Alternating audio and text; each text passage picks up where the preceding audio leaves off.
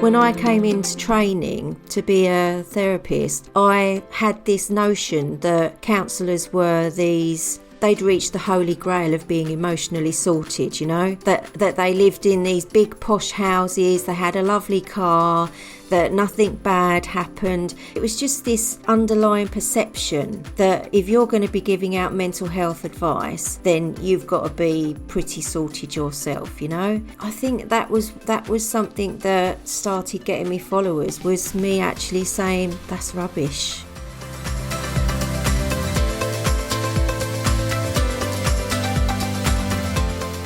Today I'm welcoming Samantha Lee, who many of you will know from her wonderful Facebook business page, Samantha Lee Counselling, and also her very popular CPD training on working with the inner child. Sam and I met a number of years ago now when we both rented rooms on a sessional basis for our private practices in Southend-on-Sea.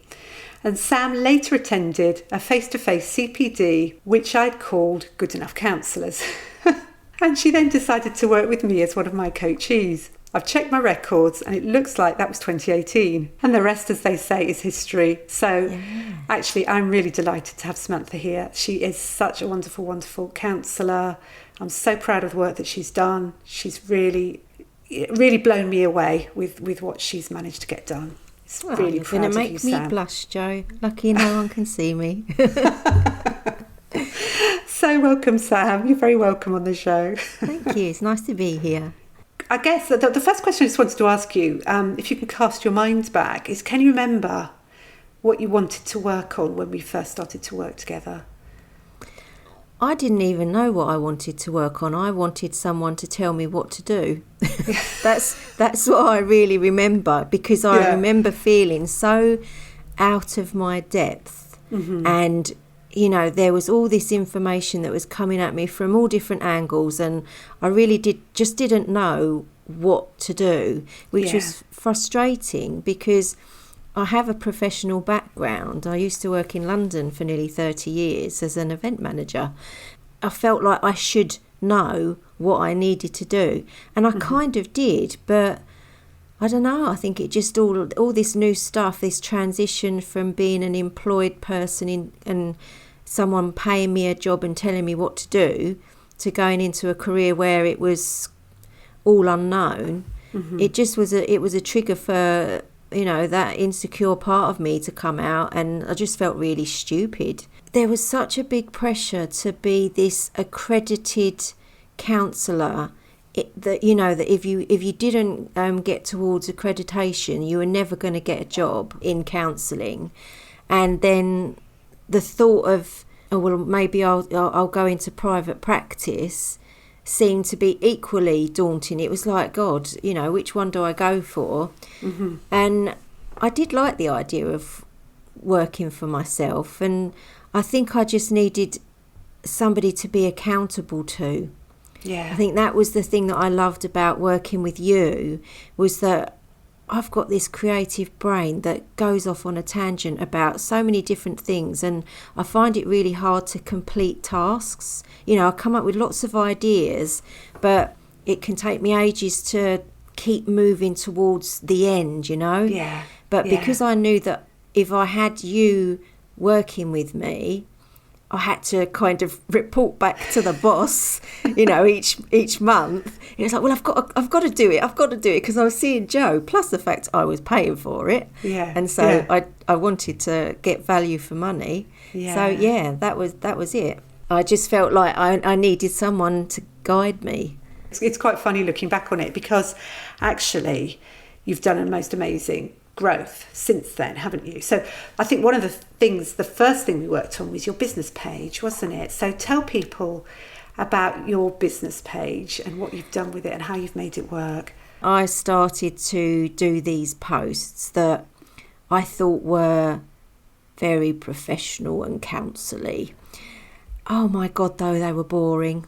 Mm-hmm. And because I was doing what I thought I should do on the page, I didn't enjoy it. I found it really quite boring, and it was like a task. And then I don't know how long I did that for, possibly for the first year. but it just got more and more frustrating. And I don't even know what happened actually to make me start changing. But I'll tell you what one of the things that happened. Yeah. Oh, yeah, I remember. Then. Yeah. It was, we talked about this, didn't we? And one of the things that you said you did was that you wrote poetry.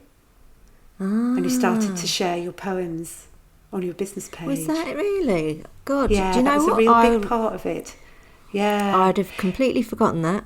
And I think there is a real, but we can sort of think, we've got to do it a particular way. It's got to be what suits you. And one of the things you're really good at is when you write so brilliantly, it really connects with people, I think, and you share a lot of yourself, don't you? And that just connects with people, and you found what works for you, which I think is a really, really important sort of point to bring out of this conversation. But yeah, going back, you did start to share your poems, didn't you? I mean, tell people about your poems in case people don't know about them and what happened. So I went through quite a prolonged phase, actually, where I just suddenly started to feel like I had something to say, but I didn't know how to say it. And there was so much happening in my professional and my personal life, and I just started to, I'd always liked writing poetry and reading rhyming stories as a kid. I used to like Dr. Seuss and things like that, Green Eggs and Ham, showing my age there. Yeah. But I'd used to enjoy writing simple poems when I was at school. And I don't even know why I started doing it, but I just started to write my thoughts down about different things in rhyming stories, and some of them I'd show to family or friends, and they'd be like, "Oh my God, that's really good. How did you do that?" And I'd be like, "Well, just wrote it. It just came into my head and I wrote it."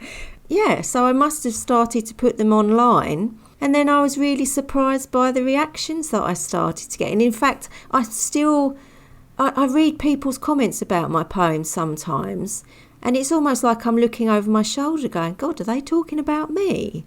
Because they'll say such lovely stuff about how it's...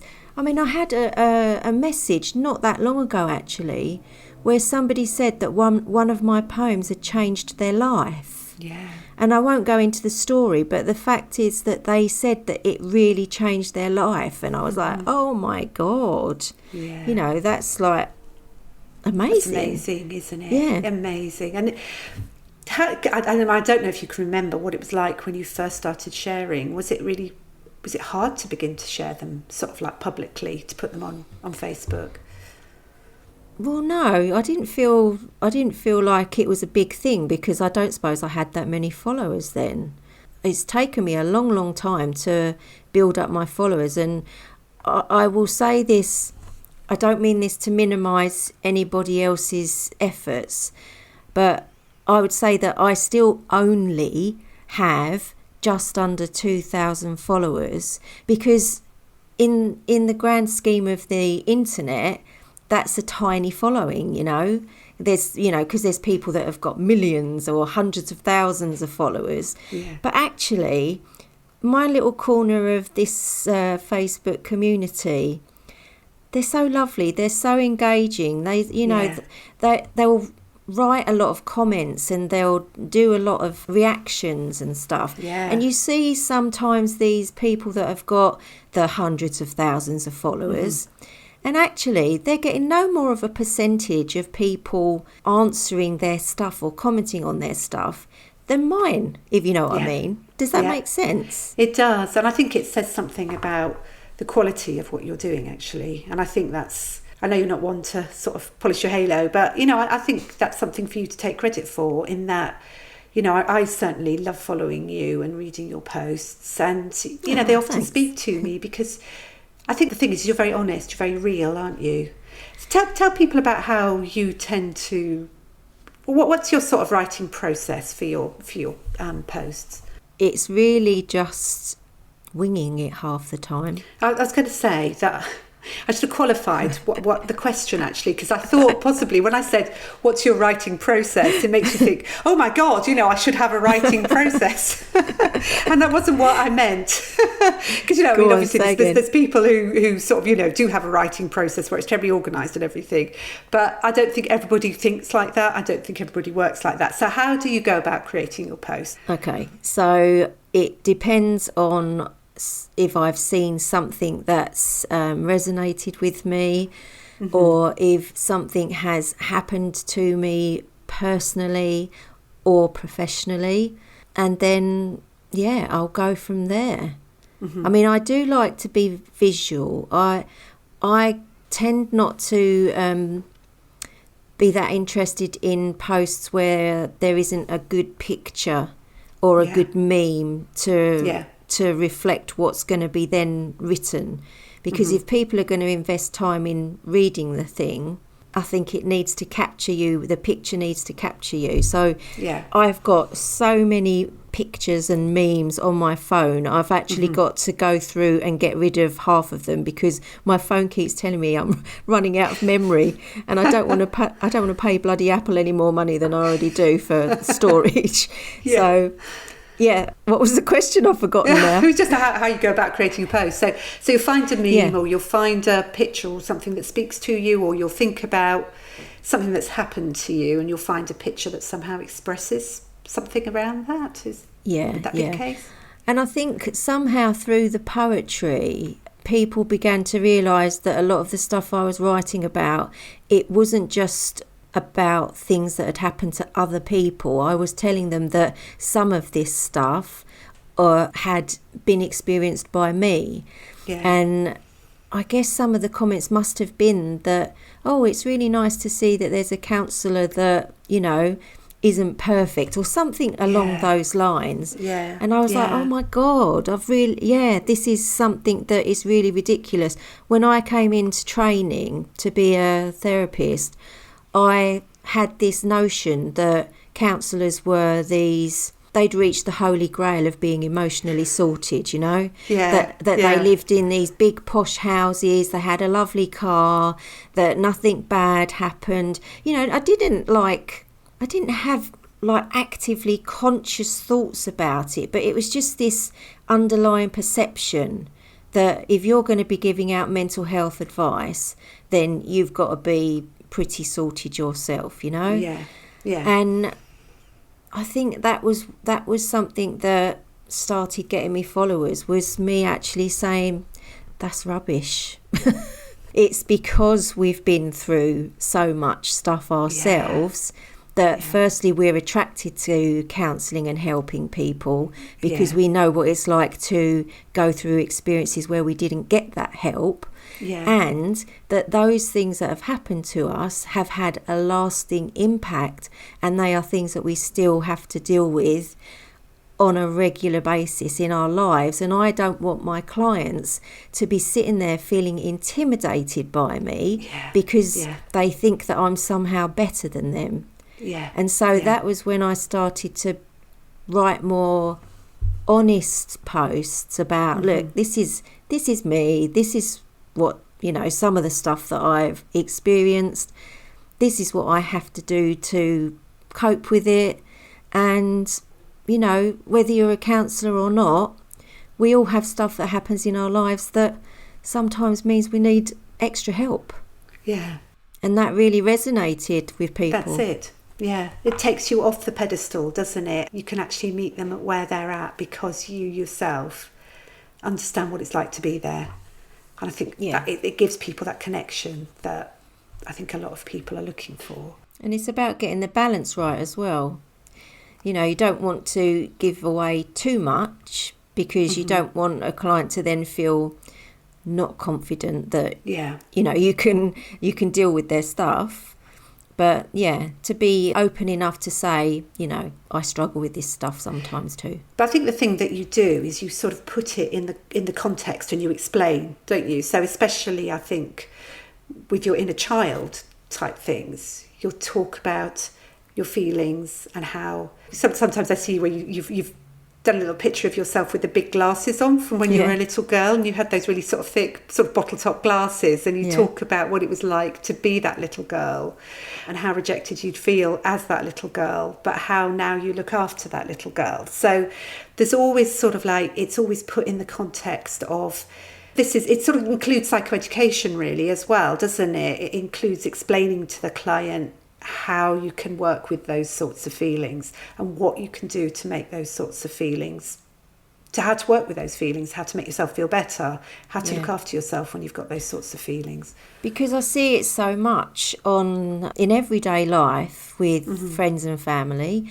and on the counsellor groups, people that aren't always aware that the things they're struggling with are because a past part of them has been triggered, and they're feeling these same reactions and thoughts and beliefs that they once had as a child in their adult life, and it's really getting in their way of being that capable adult that they can be a lot of the time in the present day. You know, and that's something that I've learned, you know, ever since I went into counselling, that, oh my God, I've got in my own way so many times, I still do now. You know, and it's so frustrating because we could be doing so much more and we could be enjoying life so much more if we didn't always have this scared, confused, out of their depth little child inside of us that's going, oh my God, you know, for this podcast, it would be, oh my God, I can't do a business page. Oh my God, I can't do a website, or I can't do social media. I mean, how many times do you hear that? Oh, I can't do social media. It's just, we've got that little child inside of all of us to an extent, some of us a lot more than others, and, you know, depending on our pasts, but that part can really get in the way when it comes to building a private practice. So I'd love to know a bit more, and I'm sure other people would like to know more about your sort of inner child work and what got you interested in inner child and how you've developed your inner child work as a therapist. Well, what got me into it was, I remember being in my training, I think it was probably from about level 3 onwards. There was just certain lessons that we had where it was actually not necessarily to do with the real deep inner child stuff, but just starting to talk about the parent adult child model in TA. And then kind of certain things started to come up for me about things that I'd experienced as a child. It just really resonated with me. I could really, that theory, TA, and then attachment theory, they really did seem to hit home for me. And then, you know, I started to become aware that there was this really, really vulnerable part of me that I hadn't really acknowledged, or acknowledged is the right word. I kind of felt that I had that part of me, but I'd not really paid it much attention. And the more that we did that kind of stuff in the studies and more reading and everything, the more I started to become interested in it. And then I found a supervisor when I'd qualified, who, Jeanette, she's passed away now, unfortunately, but I was with her for 7 years, and she taught me everything I knew up to that point about the inner child, because she introduced me to the 2 inner children that I have in me, because I have a younger little Sam who is aged anything from 4 years to say 10, 11, and then I've got this angry teen in me who really tries to stick up for me by shouting very loudly every time I go through things in life where I feel unheard or things are unjust, you know, unfair. And the placements that I started to get as a student, I was really lucky. Well, no, actually I wasn't lucky. I made them happen, but I feel lucky that I experienced them, is what I mean. I started working with some incredibly vulnerable people. I worked with Women's Aid, and I worked at Mind, who get a lot of people that have fallen through the gaps in the system that really shouldn't be seeing student counsellors on a placement. But, you know, there was very little that I felt that I could do for them. But I just kind of said, well, you know, in this 6 or 8 sessions that we've got, tell me what's happened to you, rather than, you know, don't tell me what's wrong with you, you know, your label, because they would say, oh, I'm bipolar or whatever. I'd say, what's happened to you? You know, tell me what's happened in your life. You'd start to see these little children that had just experienced so much and then wondered why they weren't able to be a fully functioning adult. And then I worked with addiction, and then I worked with homeless people for a short while. And you just see in every area of life where people have these struggles, I could just find each time, tell me about what's happened to you. And it all starts when you're a child, and actually probably starts before then, because it starts with your parents and how they were parented and how their parents were parented, and it goes on. That intergenerational. And it just seemed to be a natural thing that I started to work with that all the time. It just seemed to happen. And then what happened once you'd been working for a while with your inner child? So when I met you, that was kind of, I was working with lots of different clients, but I was still working from that perspective. And then obviously I'd started to get quite a lot of experience in that line of work. And then when I started to work with you, and was kind of not, you know, you asked me about my ideal client, I think it kind of grew from there. Yeah, because my ideal client was professional people that you would look at, and in a similar vein that I've just described how I used to look at counsellors, you know, the kind of people that you look at their life and you think, oh, they're so lucky, they've got a lovely house, they've got a lovely family, they go on all these amazing holidays and everything, and you just think that they've got their life sorted. And yet when they come to see us, you can see that it doesn't matter where you are in life, you can still have this seemingly wonderful life, but if you open up that closed door, it's not what it seems, is it? Yeah. Work quite a lot with men, don't you? I think that's sort of one of the areas where you do a lot of work. Yeah. Well, it's interestingly, that is still my ideal client. I do love to work with men. I think since the inner child stuff really took off, I've probably lost track a little bit of my marketing, in that I tend to now attract a lot of counsellors. Yeah, because they want as clients. Yeah. Because obviously, I just want to move on and say that you then started some training, didn't you, on the inner child? Well, I would never have done that without you, Jo. That was your idea. I'm going to give that one to you, because I would never have even had the confidence to suggest it. It was something that I'd often think about when I was in London, and I'd go on a training course and I'd think, what a great job, I'd love to do that.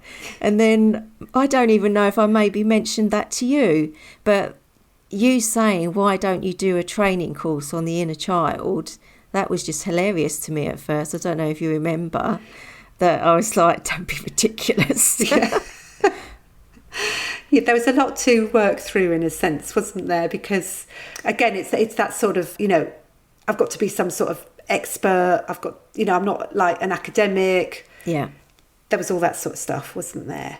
But the result is that you've written something from your heart, really, haven't you? That it can, again, I just do it because you recommended that I try experiential training. Yeah. And that was a new thing for me. And it's really interesting. I feel like I've kind of come full circle now, because I've just been doing this very lofty academic course by, is it NIACB or something? Oh, yeah. I mean, or whatever they are. Yeah. Yeah, real big trauma names, Pat Ogden and people like that are there. And they are talking about the work that I do on a weekly basis, but they just use different big fancy words to explain what I do, and it was real validation watching this latest course, because I was like, oh my God, I already do that. My old supervisor Jeanette used to say to me, you don't need all of this training, Sam, you're good enough already. And in a way she was right, but also we do need to keep current, so we do need to keep doing some training with our CPD. But it was really validating to listen to all these amazing people that I hold in real high esteem, but what they were saying was nothing new to me. It was like, well, I kind of say that in my courses anyway, but I just say it in a different way that's more layman's terms, I suppose. Yeah. So I'll just, for any of our listeners, you can get a much better course at much less price if you get Sam's course. I have to say, I haven't actually completed Sam's course myself, but I did get a little sneaky peek when she first brought it out and she sent me over some of it, and I was absolutely blown away by it, because I think the thing that you do so well is you get people to really think about what is going on inside them and who their inner child is and how their inner child is responding. And so, I mean, I don't know what sort of feedback you get, but I would imagine that a lot of it is people are really, really touched. It's a real sort of personal development thing, as well as learning how to work with inner child with clients, isn't it? Because it's really about, you need to look after your own inner child and do the work in a sense before you can really do it with the clients. Would that be true to say that? Yeah, I would say that everything that I put into my courses is trying to replicate the same things that I have gone through and done for myself, and then the same things that I've then passed on to clients, and then seen how they've grown and developed by using the same techniques. Yeah. Although some of my courses, I'm definitely saying this happened to me. There's a lot of other stuff that I talk about where I'm not naming clients or saying, this happened to a client, but it's the experience of working with those clients, because of how I've experienced it too, that I can then give more examples of how the inner child plays out in different experiences. Yeah.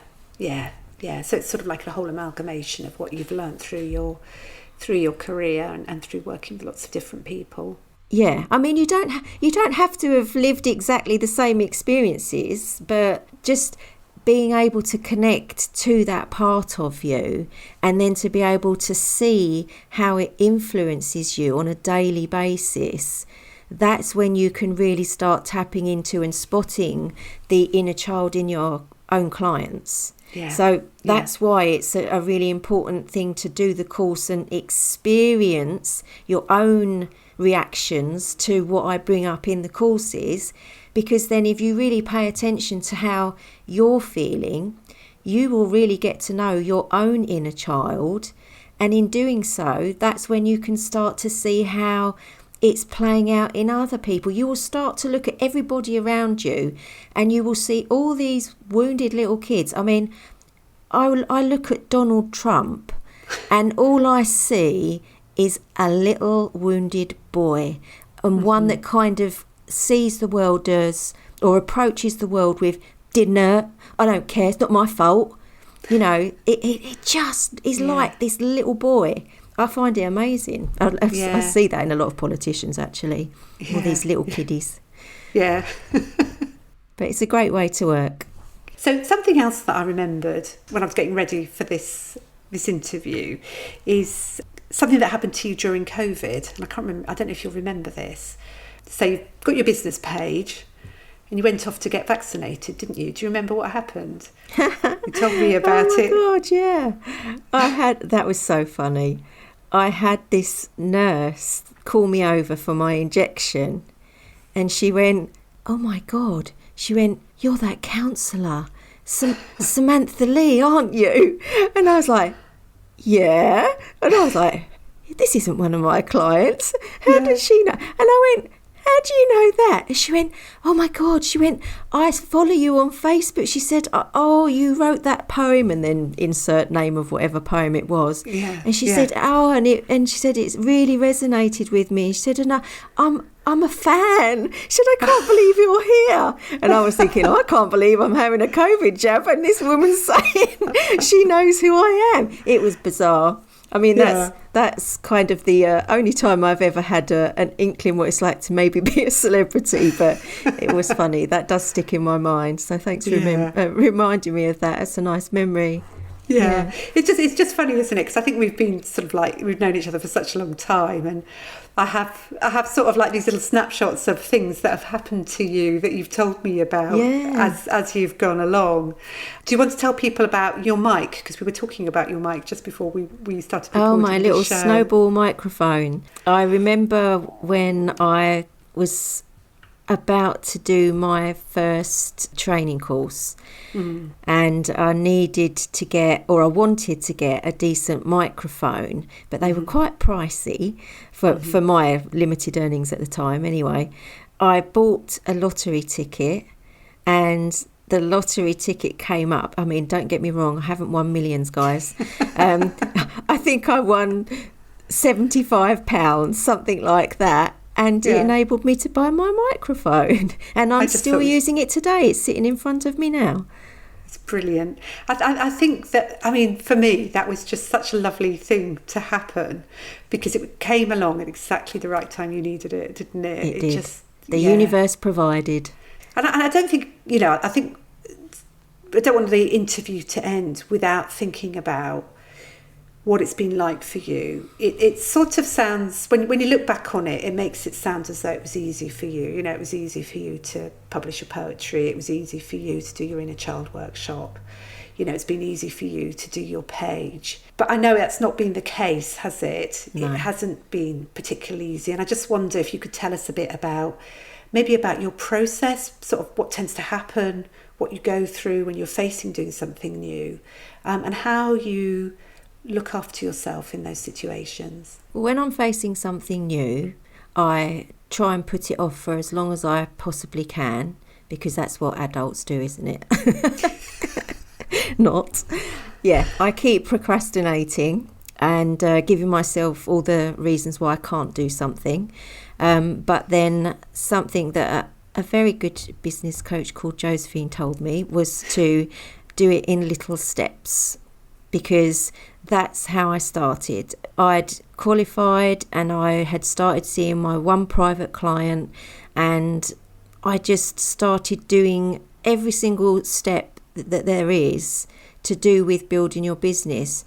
It took me years. There's so many different things that when you look at the final result, it seems like it's been arrived at easily. But when you break it down, it's a bit like my old job of event planning. You see the final event and you don't appreciate just how much work goes into that event, making that event happen. And it's the same with building a private practice. It's so many different stages of so many different elements, and they need to be worked through in a way that is manageable for you. Because I was a single mum. I was working part-time in London. I had a toddler, and I had various different relationships going car crashingly wrong, and there was a lot going on, put it that way. So it didn't happen quickly. There was lots of different projects that took so long. I mean, that first course that I did, that took me nearly a year. And the amount of times that I felt like giving up, again, that's why I loved having you, because if I didn't have you, I would have given up. because it would have just felt too hard. But you kept encouraging me to keep going back to the basics and just doing one little bit at a time. That was so helpful. And you sort of were like my cheerleader. You know, you can do it, you can do it. You. Yeah, and you have done it. That's the thing. Yeah, you definitely gave me that belief that I could do it. So that really helped. You know, I see so many comments on the Facebook counselling groups of people that are frustrated by, you know, I've done all the directories and I've done this and I've done that and I'm still not getting inquiries. Oh my God, it just takes such a long time. You know, I've been doing this 10 years now and I'm a baby compared to a lot of other therapists out there that have been doing it longer.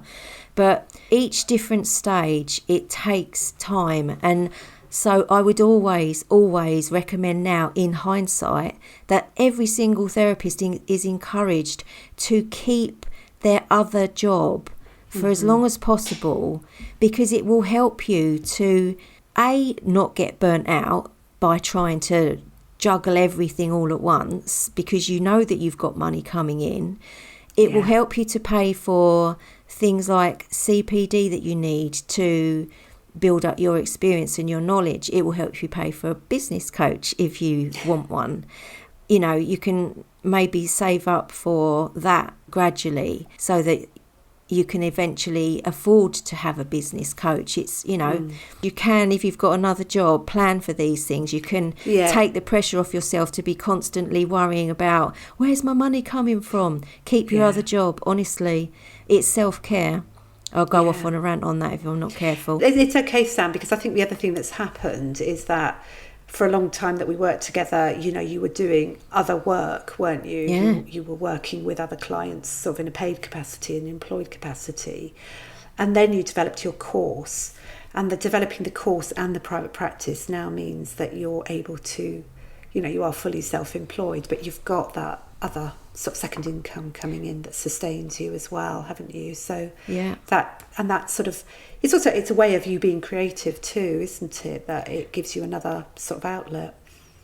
And I would say, when, Jo, you say that I'm fully self-employed, I want to clarify that to a lot of people that also think that that might mean I work full-time as a therapist. I don't. Yeah. Me saying I'm fully booked usually means, depending on what's going on in my life, usually means that my maximum would be I'm working with 10 clients a week. And the thing is, I can afford to do that now, and I actually am on a lot less than that at the moment because of things that have happened lately. You know, that's the other pressure that a lot of therapists feel, is that they've got to be working with, you know, 20 clients a week, 25 clients a week. And I would say that a successful private practice is one that you can adapt to your needs over time. I've had a successful private practice for a long time before I was fully self-employed, because what was successful about it was that I still had clients, not a lot of clients, but I was doing it on my own. You know, but I wasn't doing it as my only job. But now, when I look back, it was a success. It suited my needs at the time. I couldn't be full-time because I had a toddler. As a single parent, I got support from Universal Credit. So I was very lucky there to have that support. But yeah, you've got to adapt your private practice to what's going to work for you. So if you've got young kids and everybody needs to pay their bills. Yeah. So don't think that you're failing if you're not doing your private practice as a full-time thing and you've still got your other job. You're still a successful therapist, and you will grow in your experience and your reputation while you've still got another job. That's still going to be happening. It doesn't have to be that you're only successful if you do it full-time and you're working full-time. Don't get me wrong though. Being self-employed, you have to do some strong boundaries, because it's easy to be working outside of hours because you've got that little phone in your hand and those little notifications going off on your social media pages, and you're just going to have a look instead of watching a TV show and relaxing. Yeah, absolutely. guilty as charged. Yeah, I know. But then, it's your baby, so you do want to nurture look after it. Yeah. So what do you do then to sort of try and keep yourself, to give yourself self-care? Right. So the past 18 months, I have gone through a huge amount of stuff. Me and my child had a car crash. They started college. There were different life events that were happening that were quite challenging. My mum had dementia and gradually her health was failing, and we eventually lost her in February. And I really had to scale down my practice over that time. And the only way that I managed was because I was selling my courses still. So in order to manage all of those things, I did have to stop marketing so heavily on my page and change the way that I was talking about stuff so that people weren't constantly asking if I could see them. I mean, I really had to take that time to look out for me, to make sure that I was okay. I went back to therapy. I started doing transformational breathing, tried to exercise more. Didn't always happen, must admit. I just really tuned into me and what I needed so that I could then be okay for the other people in my life that needed help too. And it's because I'd over time built this business that wasn't just client work. I'd built these courses, and they give me, again, don't get me wrong, I am not a wealthy person. These are just, these courses provide me with an average income, and that's something that's kept me ticking over while I've not been able to work as much. And that's something that I'll always be grateful to you for, Jo, because if I hadn't have done that, I don't actually know what I'd have been doing. If I'd have relied solely on client work, I think this is something that we can also be in danger of doing as therapists. And again, it's the influence of the child in us that has this magical thinking that, we take on all of this client work, not really acknowledging what would happen if something were to happen to me or my family and I can't work, because you're your business. And so if something happens to you, where's your business? Where's your money coming in? If you haven't made adult arrangements to cover that in terms of, have I got a job that's going to pay me sick pay? And the other job, will that pay me sick pay to help pay the bills? Or have I got insurance to help if I can't work for a while? Or have I got another means of earning money in my practice? So that is self-care. Acknowledging your limitations and still being able to pay the bills when things are hard. Thank you. It's certainly probably give people a lot of food for thought, actually, especially, this sort of idea of, a successful private practice is a full-time thing and it's having lots of clients. And yet, what you're saying is you can be successful, but you can also be successful by making sure that you're looking after yourself and keeping an eye for other ways of looking after yourself. Definitely. Because that's the thing that we're trying to model to our clients all the time, isn't it? Put yourself first and build this relationship with you, because once you have this is the lovely thing about inner child work, is when you do eventually have this strong connection to those wounded parts of you that can still be triggered in the now, you're going to be your number one fan. When I was vulnerable, you were my number one fan that kept me going. But in life, you can't always have a coach that's going to do that for you. You can't always have other people around to do it for you. So if you learn to love yourself enough that you can be your number one fan, then for a lot of times in life when things are vulnerable and going tits up, so to speak, then, you'll be able to manage it a lot better because you'll care about what happens to you. this thought of, I can do all of these clients and I can do extra hours to do all the marketing and my admin and do my tax return and everything. Yeah, you can do it, but you'll probably end up being a frazzled wreck after a while. and I'll be the first to admit that I got very near to burnout before, probably about a year ago. Yeah. Because we love this job and it's hard to not do this job when you get a lot of pleasure out of it. But you still have to make sure that you're doing stuff that makes sure that you're okay. Yeah. And we can lose sight of that sometimes. Actually. I was going to say, you haven't mentioned you're walking. I'm walking. Yes. Well, that's something that I haven't had to pay for. I did a walking challenge back in 2017. I wanted to be fit when I got to be 50. And ever since then, I've continued it. But during the week, I try to go out, and even if it's just 20 minutes around the block, just to have a mindful 20 minutes where I'm not sitting there thinking about work or all the other stuff that life throws at you. I'm just looking at the clouds and the sunlight and the flowers growing out of cracks and that sort of stuff. It's just a really great way of keeping my mind healthy. And even that was very difficult in the last 18 months. The inner child in me that was very much told what to do as a youngster rebelled against going out for exercise and wanted to just sit and watch the telly and eat chocolate. And I had to do a lot of work in reassuring that child that she can stay at home and watch the telly and eat chocolate while I go out and do my walk.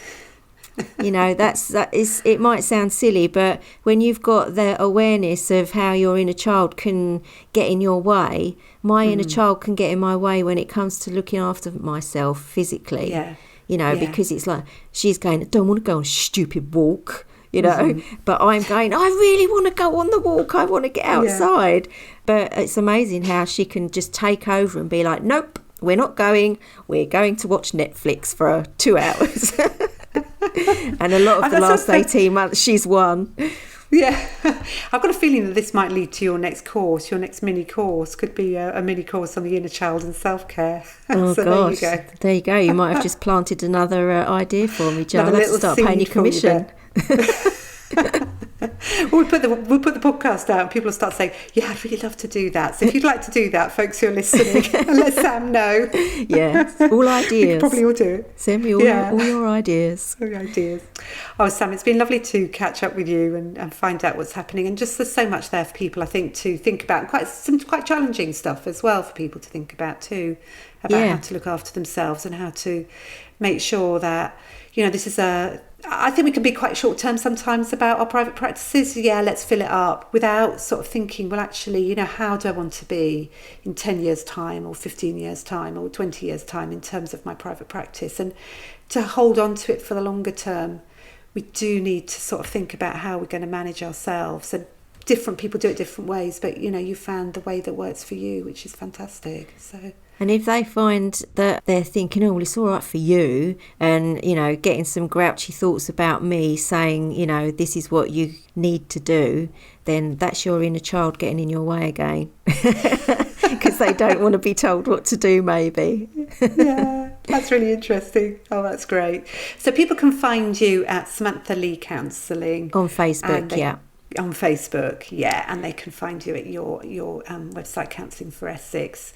Your course is Me, Myself, I, and I will put the details in the show notes so that people can click through and find you. Lovely. So that they can follow you up. But I'm sure a lot of people will know you already. But well, I always love to get new followers. So come and see me in my little corner. I'd love to see you. Yeah, I can thoroughly recommend following Sam because I love following her. So, I often recommend you actually when people say, oh, I don't know how to do social media. Well, go and take a look at what Sam is doing. So...